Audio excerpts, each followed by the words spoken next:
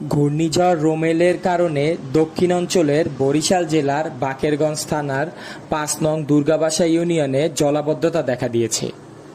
জোয়ারের পানিতে প্লাবিত হয়েছে অনেক ঘরবাড়ি, ডুবে গেছে ফসলের মাঠ, জনজীবনে নেমে এসেছে দুর্ভোগ। মানুষ জরুরি কাজেও ঘর থেকে বের হতে পারছে না, সাথে যোগ হয়েছে বিদ্যুৎ বিচ্ছিন্নতা।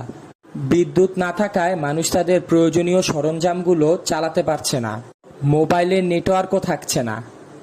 এমতো অবস্থায় জনজীবনে নেমে এসেছে চরম দুর্ভোগ। জলাবদ্ধতার কারণে মানুষ ও পশু পাখি উভয়ের জীবনে নেমে এসেছে চরম দুর্ভোগ। ঘূর্ণিঝড় রোমেলের কারণে দক্ষিণাঞ্চলের বরিশাল জেলার বাকেরগঞ্জ থানার ৫ নং দুর্গাবাসা ইউনিয়নে জলাবদ্ধতা দেখা দিয়েছে।